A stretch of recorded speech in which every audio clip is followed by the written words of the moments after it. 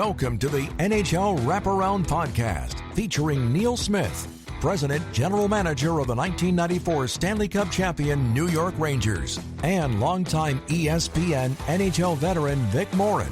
Together, they share no-nonsense opinions on news and issues around the National Hockey League. Whether you're a casual or diehard fan, each episode of NHL Wraparound will leave you more informed. Now, here's your hosts, Neil and Vic. Tavares works back towards the blue line, headed to himself off the boards, back into the corner for Nyes. Nyes back in the net for Tavares. Tavares coming out, sends it in a goal. They score! They score! Holy Mackinaw, they score! Morgan Riley! Mo Riley! The Leafs have won it! They're going to the second round! Do you believe this? Holy Mackinaw! One of the truly iconic calls by Joe Bowen in the opening round of the 2023 playoffs against Tampa Bay. The goal was actually credited in the end to John Tavares, but after 19 years of having not won a playoff series, could have been Joe Primo, Busher Jackson, Dave Keon, George Armstrong, or Darryl Sittler. It really didn't matter.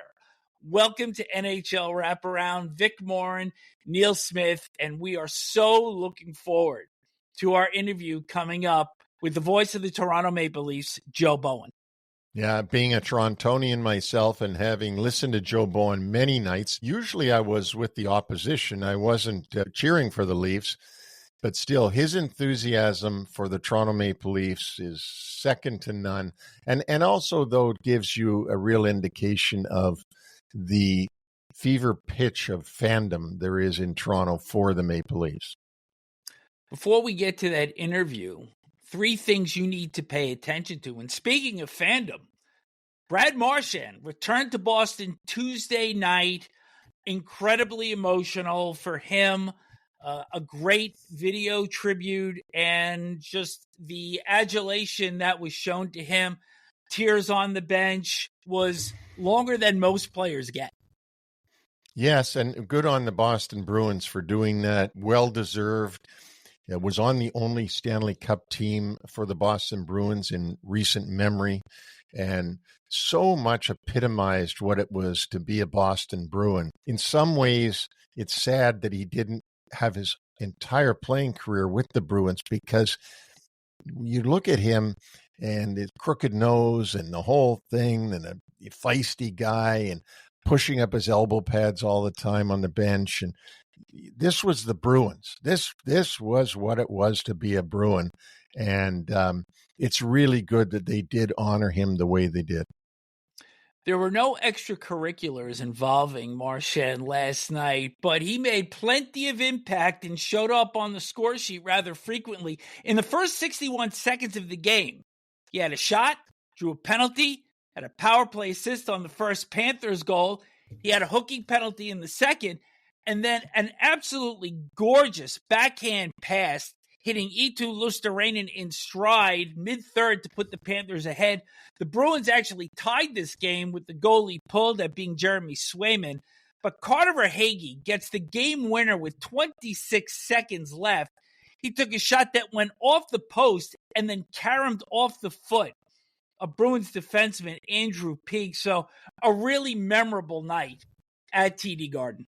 And one that Brad Marchand will always have in his memory as a great night for him, and well-deserved by him.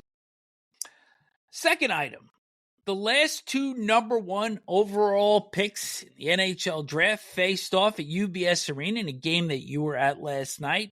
Macklin Celebrini for the Sharks and Matthew Schaefer for the Isles. Schaefer, a goal, assist, 2 points, first star, and he tied Marek Zidlicki for the longest point streak from the start of a career by a defenseman. You never thought Zidlicki was going to make this show, did you?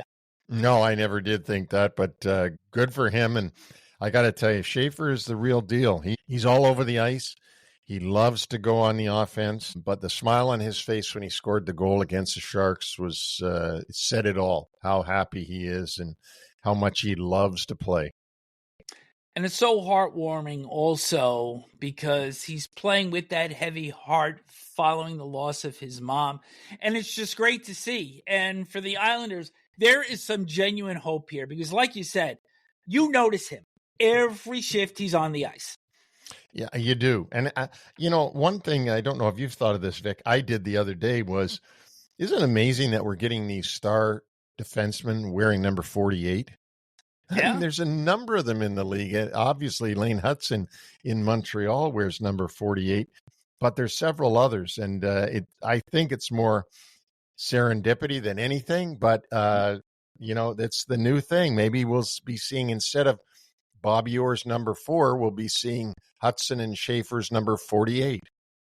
Well, that's because all of the low numbers are getting retired. So there's no choice now, right? Yeah, that's exactly it. Hey, before we get off of that particular game, thoughts on Celebrini, who scored goal to make it 4-3, wicked shot from the high slot. Just great instincts. He did a couple of things in the game that didn't lead to goals, but that made my eyes pop. The way he could read, he had the puck and he turned and went right down the middle, saw that the Islanders were splitting and he got a scoring chance there. Just a great player. Will Smith was very impressive as well. And there's a lot of talent with the San Jose Sharks. The first period, they dominated over the Islanders. And had it not been for some pretty leaky goaltending on the San Jose end, they might have run away with this game. Offensive talent is there, defensive structure, still waiting for that to come around. And, of course, if your goaltending isn't good, then none of that's going to matter. Absolutely. Item number 3. The Utah Mammoth are 4-0-0 at home, following a 4-3 overtime win over the Colorado Avalanche, who do remain without a regulation loss. Game-winning goal by your breakout player. I told you, I paid attention to Dylan Guenther. He can shoot the puck. The Edmonton native is a goal scorer. And the thing that people might not remember about the Utah Hockey Club last year, they struggled at home. We talked about it many times that they, for whatever reason, in Salt Lake, they weren't playing well. They had a very poor home record. So this year to start off 4-0-0, I mean, maybe it's the woolly mammoth. I picked them to get in this year, and the record that you're speaking of a season ago is they were over 500 in NHL 500 math. But the truth is they left so many points on the table at home, at the Delta Center after January. And that's really where they lost the possibility of making the playoffs last spring. Yeah, it's the home cooking. They didn't do it well enough last year, but they're off to a great start this year. And it's really good for the fans in Salt Lake. Second year of having Major League Hockey there. Hopefully the bug will get into a lot of young people, and this is a takeoff point. And that'll be 3 things you need to pay attention to. And now, let's welcome in Joe Bowen.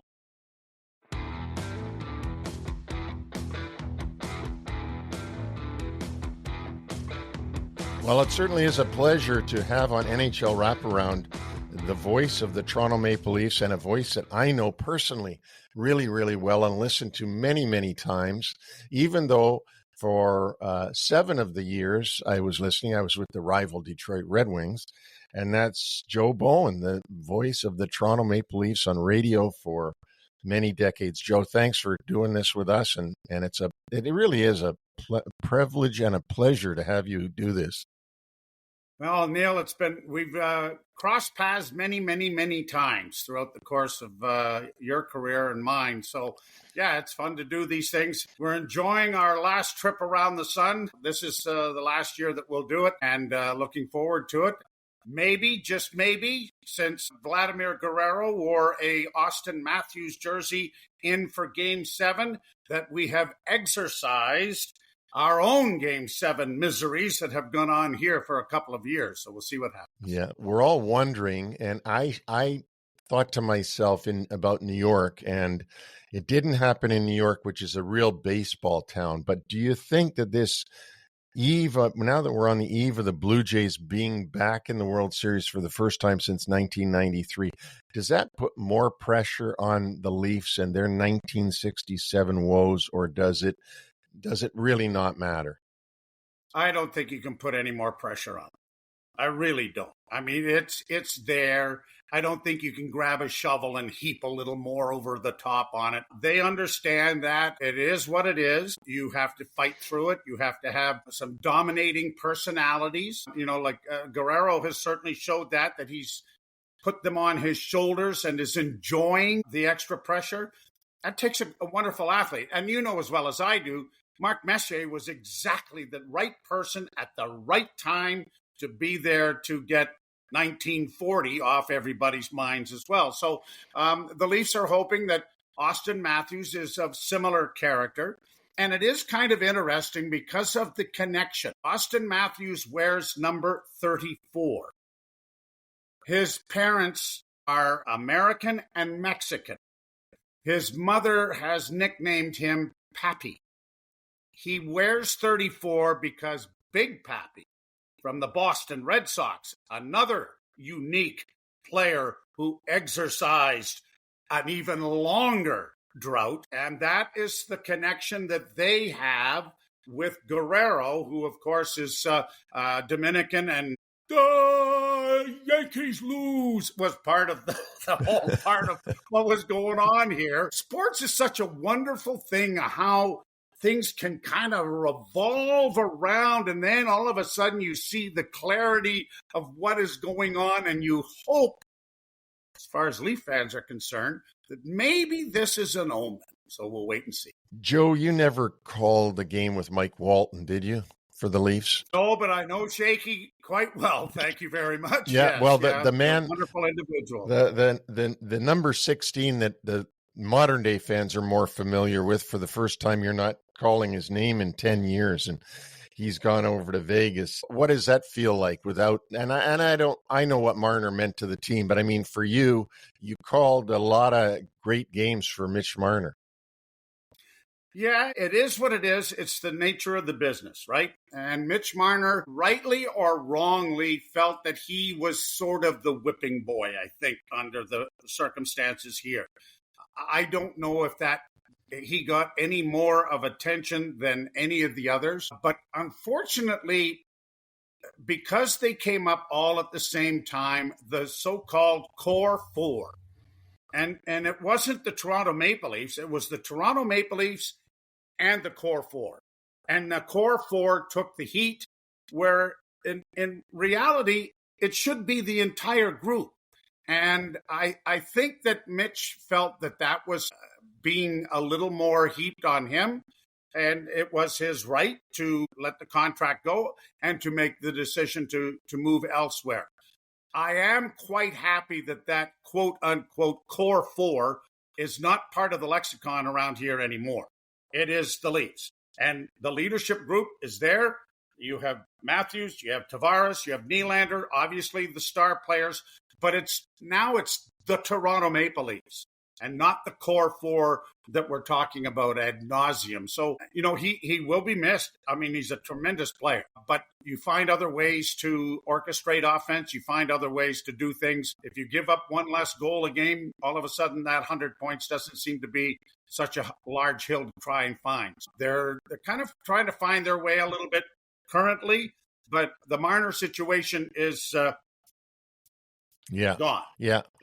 Joe, I find it amazing, and being a Torontonian and understanding what hockey means to Toronto and to Canadians, but especially in Toronto with the MTHL and all the rest of the stuff that we all go through when we're young. I just found it, and I mentioned this to many people, you've got two Torontonians with opposite mindsets. You've got John Tavares, who just loves to be a Leaf and takes a pay cut to be a Leaf and stays with the Leafs and not interested in going anywhere, even though he's got hometown pressure too. And then you've got Mitch Marner, who runs from that pressure and wants to get as far away as he can from his own hometown. And I just find that so interesting. For so many years, I had to listen to Don Cherry criticizing the Maple Leafs for not having Toronto kids on the team, not having enough Canadians and not having enough Torontonians. They started to get some Torontonians. To me, it started with Kadri, but I might be wrong. It might have started somewhere else. Mm-hmm. And they've gotten many of them since then. And I thought, well, this is great. Marner's right from Toronto and so on. But I really admire Tavares and his attitude right from the whole time, the way he's handled. And I don't know John, but I do admire him for the way he's handled the Toronto situation. And you can add Scott Laughton, and you could add Steven Lorenz that have come home and are loving it. The Toronto Maple Leafs treat their players as well, if not better, than anyone else in the National Hockey League. How you handle the quote-unquote white noise and the pressure of the media and things of that nature is up to you. And some people relish in it, some people ignore it, and some people may find it oppressive. And that was the situation, I'm sure, with Mitch Marner and his group that influences him. And I think that group, too, was also part and parcel of all of this going forward. Having said that, the guys who are here, and John Tavares is an amazing young man, not that young anymore, but understands the market, understands the history, understands what it would mean to end the streak since 1967 by doing it in your hometown. I've often said, Neil, that that if they do win, and they will at some point, the parade starts in Timmins, right? Yeah. It starts in Timmins, and it weaves its way through down. We make a fast trip over to Sudbury just so I can say hello. And then we come all the way back down Highway 11 and all the way down through Ontario. And you know what? They would line the road. Yeah. If the Stanley Cup was being paraded, they would line the road. That's the kind of fandom that there is. It's like my family and my boys. We're huge Notre Dame football fans. We own the Green Bay Packers. We each have a share, which I consider myself to be then the majority owner because I control those 5 shares. So I just sidebar, I had to phone Jerry Jones to get the Micah Parsons deal done. Anyway, you yell and scream at them. You get upset with them. You hate them. But the next day, you're back in a love affair again, right? Yeah, that's for sure. Because I know you did don the pads in your early days, I got to ask you about the current Leaf. Wait till last year. Oh, okay. 73. I got through that, and then I'm flopping around like a dead seal in the crease, and then 2 of the old coots that I'd be playing with would run into one another, and they would fall down, and we'd stop the game. We have to go over and help them up, dust them off. Just a minute. I'm down here flopping around like a dead seal. No one's coming around to help me up. I said, the hell with that. I'm going to try to save my hips. That is hilarious. Well, you got a little bit of drama going on in Toronto with Stolarz and last night's game. Tell me about that, because we try to cover the whole league, and then we find out that Stolarz has said something in Toronto that's upset everybody, but now he's got to play goal the next night, and he better come through for the Leafs. Jimmy Ralph had a great line last night talking about this. He said, and it's very true. You can't go in the dressing room and stand up on a soapbox and say things unless you're going good. If you're in a 23-game scoring slump and you jump up there and tell everybody what the hell to do, they're going to look at you and say, yeah, right, take a hike, sit down. We'll see if we can't straighten this out, right? So leadership is a different situation. He got bowled over pretty good, and obviously a key part of last year's playoff was the quote-unquote inadvertent elbow that he took to the head that got him out when he was playing so well. As a group, the Leafs aren't playing very well right now. They look slow because they're not moving the puck well, and Stolarz is taking the brunt of that because they're being outshot. And when he did get run over, I think it was just some frustration that was there that maybe needed to be said as well. But that once it's done, and you try to move on from that point. So you've already mentioned that you're a goalie, so of course there's something that you've got in common with Stolarz. But let's now spin the Wayback Machine on, because you played for a high school hockey champion in Sudbury in 1967. You graduated from the University of Windsor. You became the voice of the Sudbury Wolves and then joined the Nova Scotia Voyageurs before becoming the voice of the Leafs. So can you share the series of events that led you to becoming the voice of the Maple Leafs in 1982?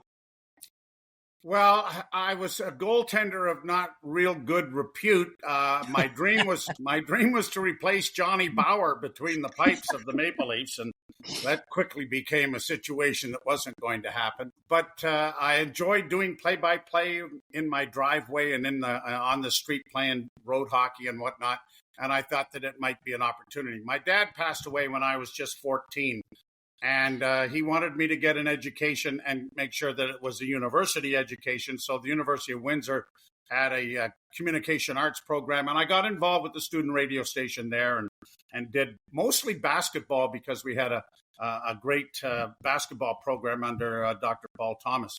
The biggest break that I got was my dad's best friend growing up was Bill Plant, and he was the owner of the TV and radio station in Sudbury, but he was also part owner of the Sudbury Wolves. So when I graduated, I got a job in the promotions department at the station. I got involved in doing some of the sports, and when the opening arrived that they needed a play-by-play man, I walked down the hall and asked to at least be able to put in my resume, and Mr. Plant said, "No, I've heard you. Go ahead." And so that's sort of where the broadcasting career started. I got out to Halifax for 3 years with the Nova Scotia Voyageurs and rode the bus with John Brophy, which was a very big piece of education. And then in 1982, got a phone call from Len Bramson and got the opportunity to come here to Toronto. We all know that your signature saying is Holy Mackinaw. And sorry, Vic, it's copywritten. That's $25, and I accept cash and or check. So after this is done, I expect something to be thrown in the mail. I'll Venmo.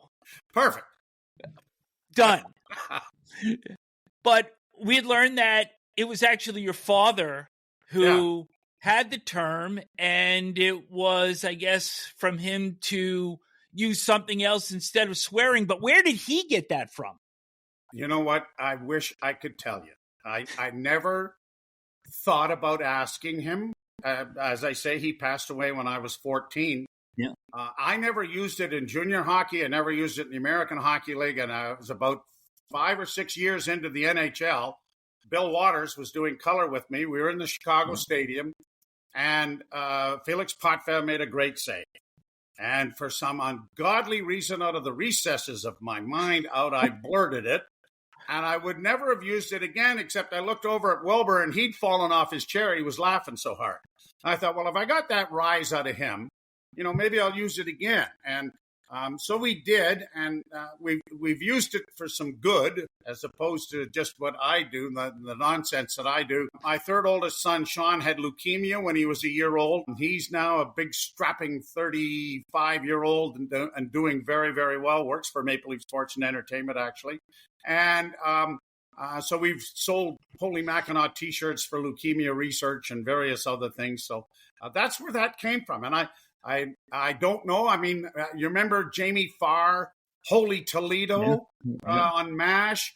And I think it was just an effort by those back in the 1950s and 60s to refrain from other deleted expletives when they had a youngster in the room and whatnot. Well, maybe those $25 that I was going to send to you, I can get one of those T-shirts then. There you go. Yeah, and we'll donate it to leukemia research. How's that? Perfect. So your first game, October the 6th, 1982, in Chicago Stadium, a 3-3 tie with the Blackhawks. What do you remember about that night? I remember getting in a cab with the biggest man I'd ever seen in my life. And we started down West Madison Street. Neil, you know what that was like. Yeah. It was the worst part of town for Chicago. Yep. And I thought to myself, oh, God, I'm going on my last ride, and I'm never going to get to do even one game.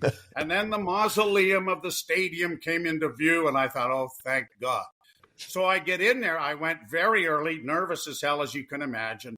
Yeah. I had scripted out exactly what I wanted to say. I'm replacing Ron Hewitt. And here's this young kid from Sudbury that's going to start his NHL career.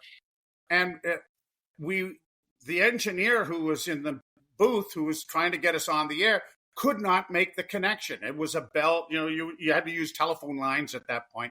Yeah. And we couldn't get on the air. So our post-game show was non-existent.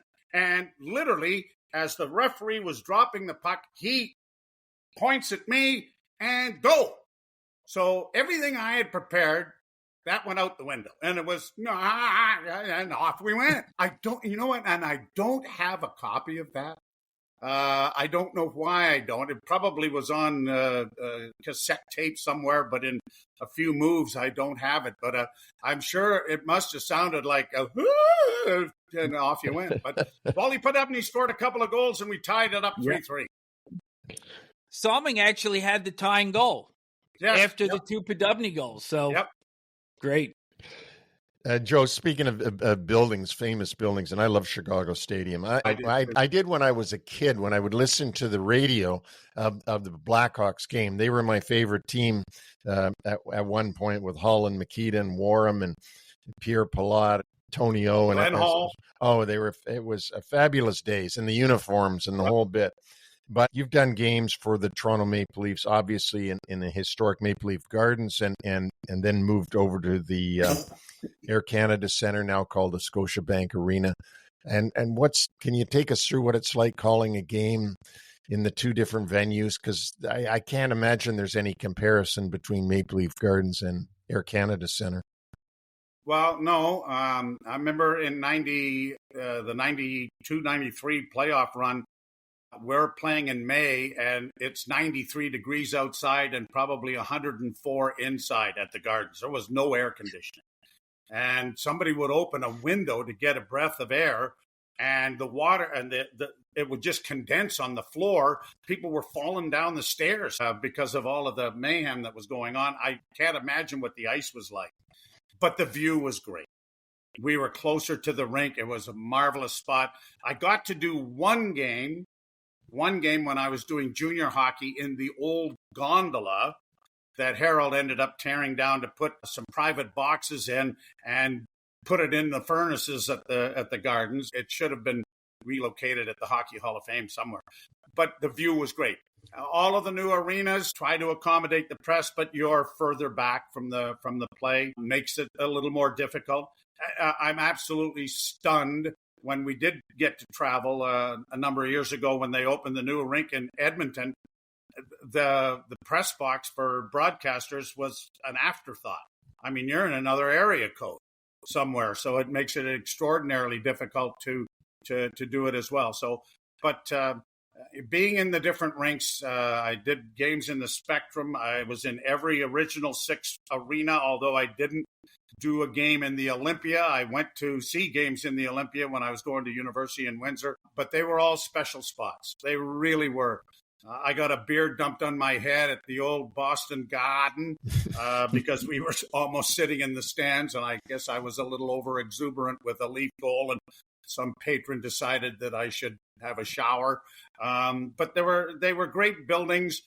The stadium in Chicago was my favorite because we were in a box that was suspended from the ceiling with a tire iron or whatever it was. But when the roar got going, that thing was like a tuning fork. And you kept looking up to making sure the bolts were holding, that this wasn't coming down. But it was a very, very special spot. I dearly love the old stadium. Were you with us, Joe, in London in 1993 in Wembley? The prestigious French's Mustard Cup? Yes. Where the hell is that? Well, what did you do with it? You stole it from us. I've got it. I've got it at home, and I've also got... Don't tell me you have that. The French's Mustard Cup. Oh, yes. Oh, that was... I got to tell you this story, Neil. This is one of my favorite stories. So when we get over there, Gordy Stellick is doing color with me. And we get there, and the engineer that we have made arrangements with to get us on the air with his equipment is from the BBC, of course. And he comes up to us and he says in the press room, said, I don't know where you want to do your commentary from, so I've put you behind the Toronto bench. So we were in the first row behind the Leaf bench, and we're passing notes to Pat Burns, telling him what line combination we thought would be really good and everything else. So anyway, at the end of the first period, Gordy's doing an interview with somebody, and I'm just kind of standing in one of the aisleways. And this young man comes up to me from London, and as only the Brits could, he says to me, "Excuse me, it's my first game. Is it a good one?" I said, "Well, it's an exhibition game, but yeah, it's not bad. It's pretty good." I thought one of the greatest questions I've ever been asked. What is the best Maple Leaf team that you were in during your entire career? Not the best statistically, but your favorite team from your career. It would be the 92, 93 team. You know, it was really the watershed mark. The Ballard era there was no chance. You knew that you weren't going to get the kind of support from ownership that other teams were getting, whether it would be coaching, whether it was amenities for the players, whether it was going out and making trades, whether it was paying salaries and anything else. But Nicky Borashevsky's goal in Detroit turned the corner. And then those guys on that team played 21 playoff games in 42 nights. And Doug Gilmour put them on his shoulders, and probably from 180 pounds was probably 150 pounds by the time everything was over and done. And, of course, it is still a part of Maple Leaf history, the high stick that was not called and allowed Wayne Gretzky to stay in the game and score in overtime in Game 6, send it back to Game 7. And then that SOB had the greatest game in his career, he said, and ended up beating the Leafs in Game 7. So I would think that team, Neil, would probably be the one. Some of Pat Quinn's teams with Matt Sundin and others that were very successful but didn't quite get the job done. But that 92-93 team turned the corner. It made sure, and everybody realized that ownership was not going to try to derail things. They were going to be supportive. Now, it hasn't worked out. But it hasn't been for the lack of effort, the lack of money, the lack of trying. Joe, I just realized one thing as you're speaking. I got to get this in. After listening to you and being from Toronto and going through the Harold Ballard days, I really believe that's the reason I recognize right away who has no hope in the league, because of ownership. Because when I look around the league today, or yesterday, or the year before, I always say they're never going to win with that ownership. They will never win, because everything starts at the very, very top. And if you don't have good leadership at the very, very top, you will never really win. It just doesn't happen. And I just realized now that probably I grew up understanding that, because we all went through the Harold Ballard days and we all knew what you just said, which was you knew you had no hope. Yeah. Yeah. And you know, the other thing too, and I think it's a small thing, and the Leafs are under a corporation. Rogers now owns it, all of that. But we're seeing with the Blue Jays, you know, a marvelous run that was completely unexpected, I think, at the start of the year. But they are still being allowed to do what they have to do. Their payroll is not reflective of the market. It's bigger. And I think we have the league, obviously, in the day and time now when there is a salary cap. But if you go back to the Pat Quinn era when the cap wasn't there.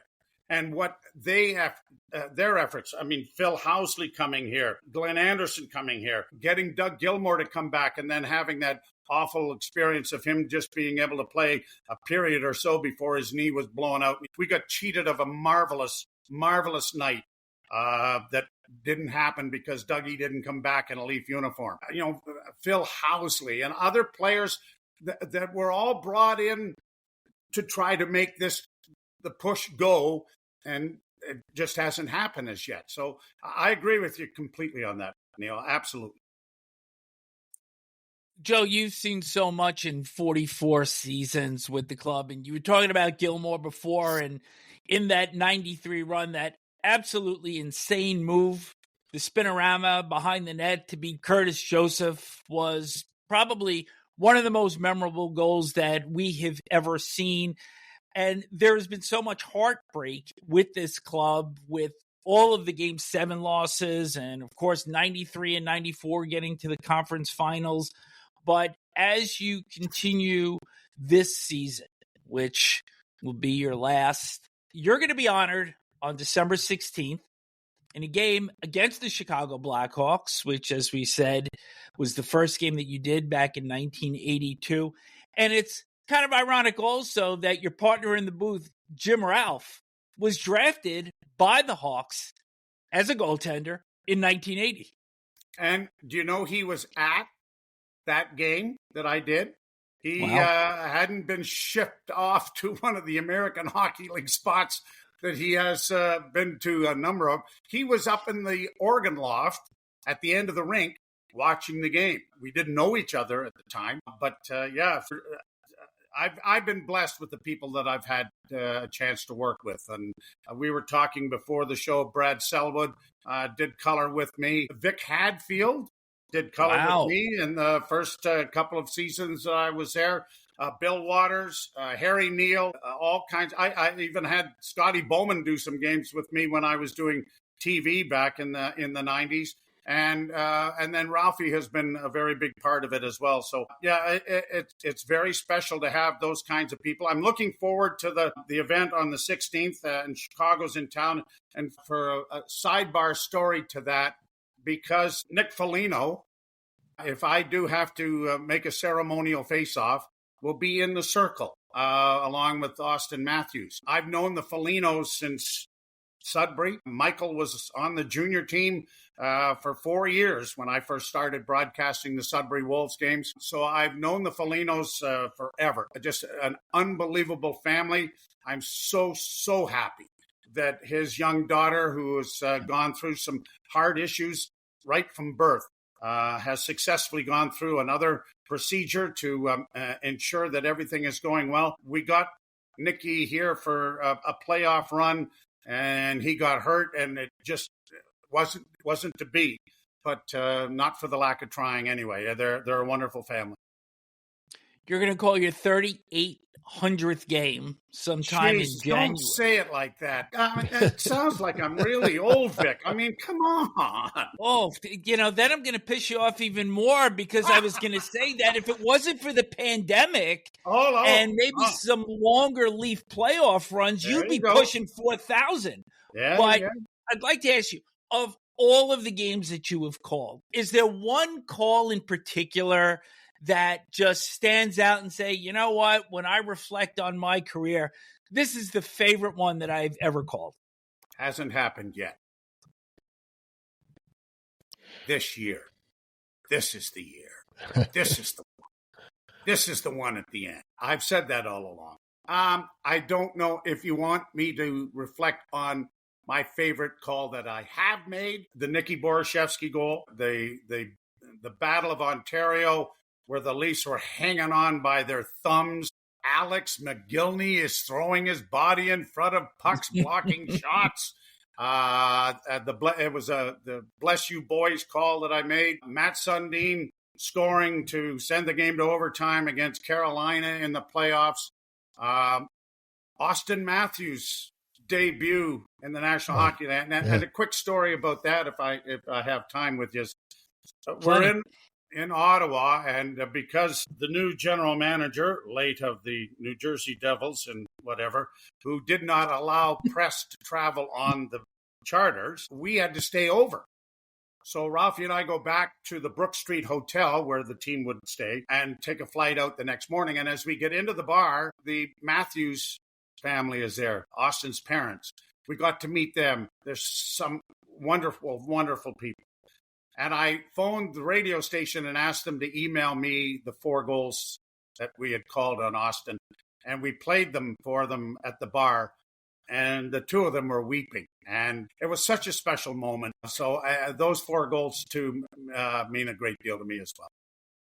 Have you ever taken the time to reflect on your contribution to Canadian culture by really representing the pulse of the Leafs for 4.5 decades? You know, has that ever set in for you of what you mean to so many people? I think after announcing that I was retiring, I've gotten letters, I've gotten emails, and from people who I don't know, who have found a way to get in touch. And they have sent me things that really touch me. And one in particular, a young man who said that he grew up with me going to minor hockey games in the Greater Toronto Hockey League or around the province, and his dad was dying, and he was in palliative care, and he would bring the radio up, and his dad wanted to listen to me even while the game was on television, and that there on his last evening listened, and they laughed, and they talked, and they reminisced about the car rides, about the minor hockey tournaments, young men that never went on to play at any great level. But they enjoyed what we did, and they laughed because, Jim Ralph and I laughed. We realized that they're not all Rembrandts. There are a lot of Picassos that are being played on a nightly basis, and Jimmy's got such a wonderful sense of humor, as did Harry Neal and Bill Waters, that if you don't entertain the people for the 2.5 hours, they're going to tune you out as soon as things don't go maybe the right way. But lots of times they say, well, let's just listen to these 2 idiots because they're going to say something stupid sooner or later. We're all going to get a chuckle out of it. And that was, it really touched them. And I've had numerous calls and numerous contacts with similar kind of stories. Stephen Lorenzen, when he arrived, and Scotty Lawton said, boy, I can still hear you in the car on my way home from hockey or whatever, making sure Dad wanted to make sure what the score was and laughing or having fun with it and then enjoying your calls. And that means a great deal. Joe, being a Toronto kid, I always wondered from time to time why you didn't become the TV guy, because sometimes that is the natural progression, is that somebody does radio, and then when the TV guy leaves, the radio guy becomes the TV guy. That just happened in St. Louis with my buddy John Kelly, who's now in LA. They ended up pushing the radio guy up to do the TV play-by-play. But I wanted to ask you about that, but I also wanted to say, as I was listening to you talk, and I've got my own thoughts on it, is that the actual term play-by-play was meant for radio, because in doing radio, you must describe to the listener what is going on to make them feel in their imagination that they're watching the game in their mind, and that it is so much more of a skill set to be able to do that than the TV guy who has the video portion being shown to the audience as well as his voice. And he doesn't need to be as descriptive. He shouldn't be as descriptive in my mind. But the radio guy is really the skill guy who says, look, we're going left to right this period. We've got the Maple Leafs have got on their home whites. Chicago has on their road red. This is back in the old days. And the Leafs are sitting across from us or whatever. And you're describing the whole thing. And in the listener's mind, he's watching the game. He's just not watching it on TV. He's watching it on his mind. You try to, Neil, and you're right. In radio, you've got to be more descriptive. My son David is doing play-by-play as he completes his academic stuff at sports administration at Laurentian up in Sudbury, so it's kind of following in the footsteps. And we'll have chats afterwards. And I will say to him, if you're doing radio, you want left, right, back, behind the net, right wing corner, things that you need to add so that you can, maybe the listener can literally close his eyes and kind of visualize the game coming at him. And I've often said that and I did do TV for a number of years, it allows you to do less when you do TV. It allows you to do less. And so you're probably not making as many identifiable mistakes because the game is so quick, because sometimes you don't have to. You can wait, right? You wait and catch the number and make sure you have it. So radio, you try to, at least in my mind, do exactly what you say. Paint the picture, let people enjoy it, but also have some fun with it too. Well, even the fact that you guys, or all of us, I mean, I did a little bit of TV, but you will use words like goes into the far corner and it's on the near side and it goes down the near boards. And what that is just trying to give the person the illusion that they're watching the game, because in their mind they are. I had a friend who's a huge Yankees fan who said to me that his grandfather would not allow them to turn the TV on to watch the Yankee game, but they must listen to it on the radio only, because then you use your mind and not just be lazy and watch something on TV. Good point. Good point. Yeah, that's a wonderful way to put it.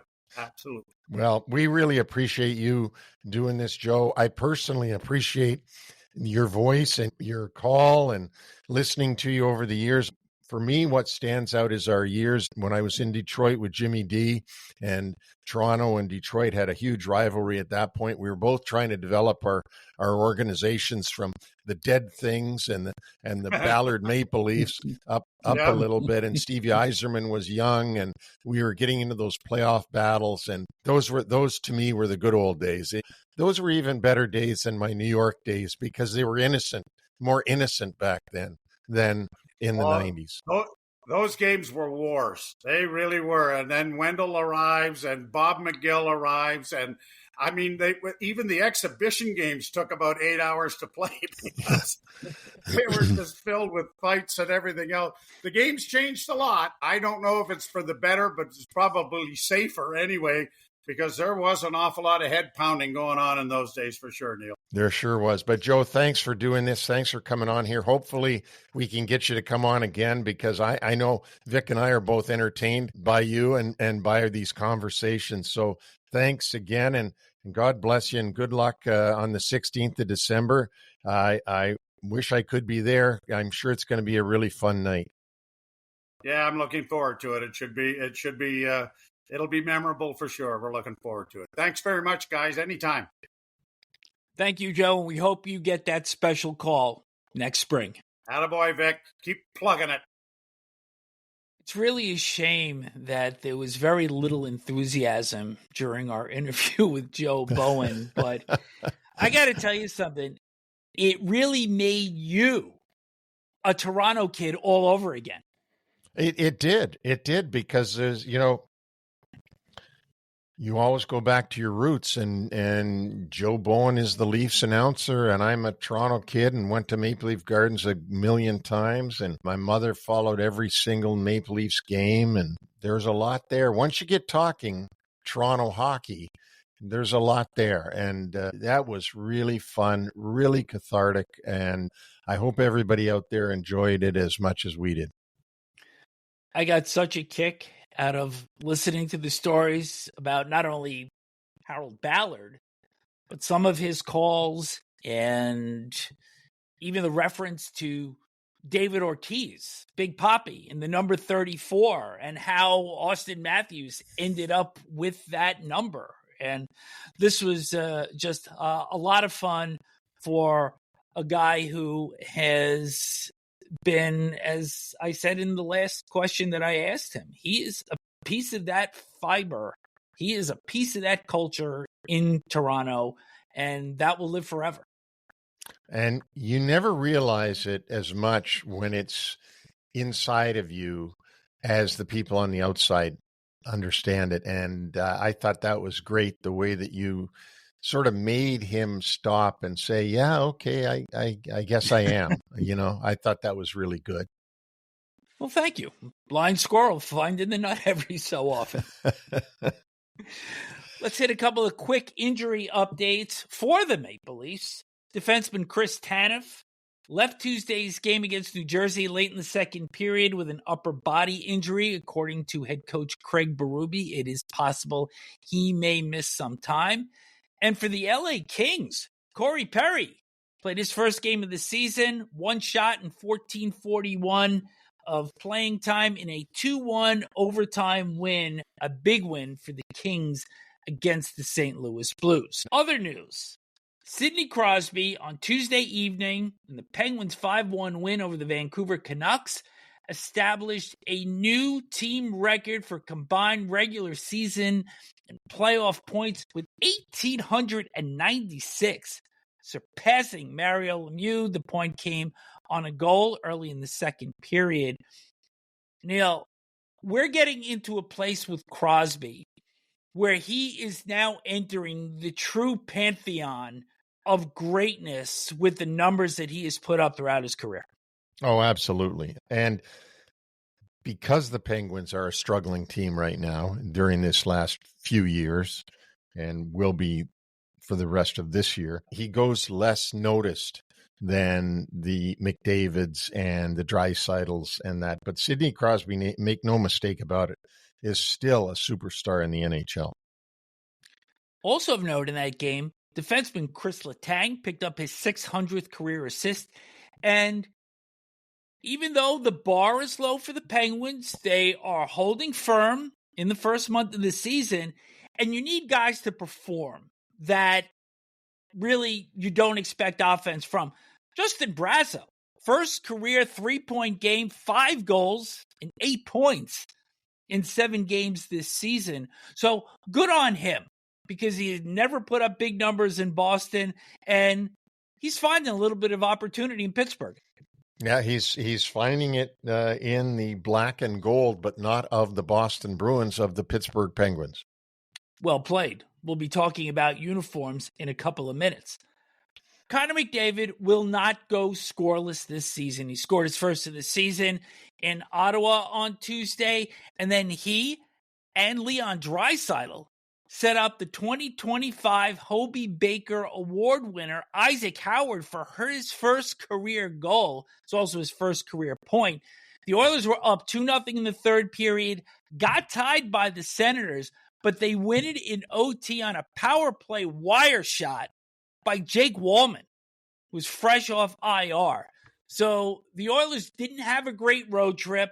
They did win the opener at Madison Square Garden, lost 3 straight, but then this was a big win for them to finish it in Ottawa on Tuesday. Yeah, to fly home on a positive note from Ottawa to Edmonton, Alberta last night is a big deal for the Oilers, because things just were not going right for them for a good stretch. Remember that Olympic send-off event that was going to take place at UBS Arena in early February? Yeah, I'm looking forward to it. You know, you can keep looking, but you're not going to find it, because that event has been canceled.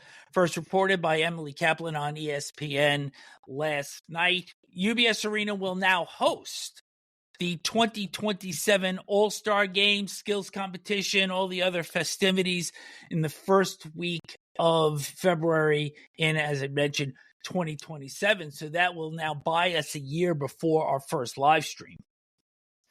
There we go. And we get time to tune it up a little bit. Well, I don't even know what we're tuning yet, but nonetheless, we look forward to working that event in about 16 or so months from now. So we were talking uniforms. We all love uniforms. We all have our favorites. And I think most of us that grew up watching hockey in the 60s probably gravitate towards those of the original 6. But let's talk about the clubs that came in In 1979, after the WHA clubs, 4 of them, Edmonton, Quebec, Hartford, and Winnipeg, were annexed by the National Hockey League, the Colorado Avalanche, formerly Quebec Nordiques, will wear the Nordiques uniform in their next home game, that being Thursday against the Carolina Hurricanes, formerly the Hartford Whalers, and the Canes will don the green and white of Hartford. So the Avs will wear their uniform 7 times this season, including the next time they and the Canes meet in Carolina on January 3rd. So I think for so many people, the color scheme, the stylized end with the hockey stick, and the logo itself making out an igloo, it's one of the great uniforms. The fleur-de-lis, I mean, you could go on and on with that uniform. It's a favorite of many. It is. And I got to tell you, though, the uniform that was closest to you in your days of being in Connecticut, and that being the Hartford Whalers, I think that their logo is one of the most well thought out, unique logos ever. The way that the whale tail is the W, and within that is the H of Hartford. And I think that that's a great logo as well. You know, I grew up in northern Jersey. I do. Minus the whale tail, that was actually the same logo that was used by the Hackensack Water Company.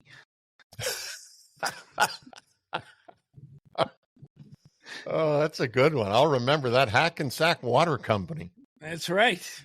Well, much like Marek Zidlicki at the start of the show, I didn't think the Hackensack Water Company thought they'd be mentioned on this podcast either, but here we are. Yeah, well, everybody gets a little bit of a shout out on NHL Wraparound. With that, we'll close our show for today. Many thanks to the legendary voice of the Toronto Maple Leafs, Joe Bowen, for appearing with us today. And many, many, many thanks to all the listeners out there, the people that are watching on YouTube. Reach us individually if you'd like to at Neil at NHLWraparound.com or Vic at NHLWraparound.com.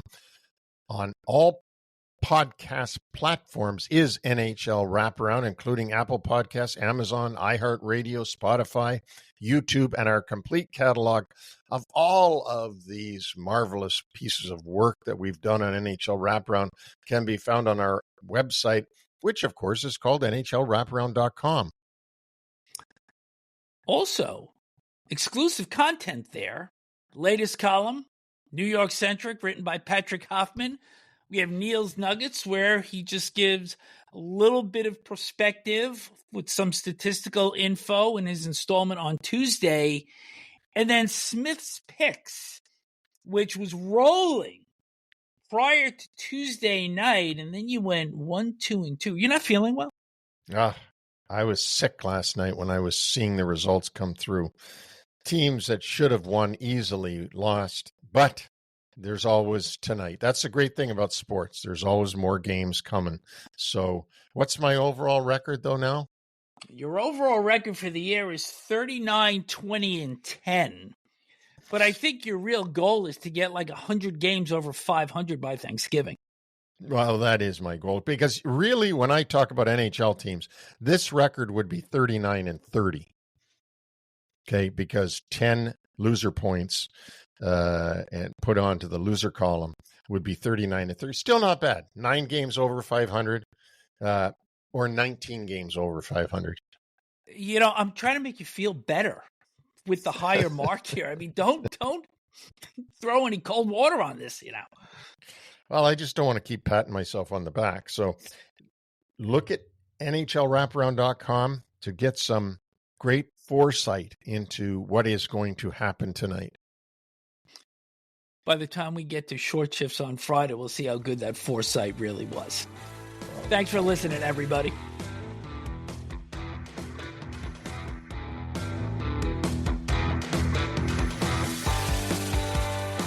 Thanks for joining us on the NHL Wraparound Podcast. Don't forget to subscribe to stay up to date on all the NHL action.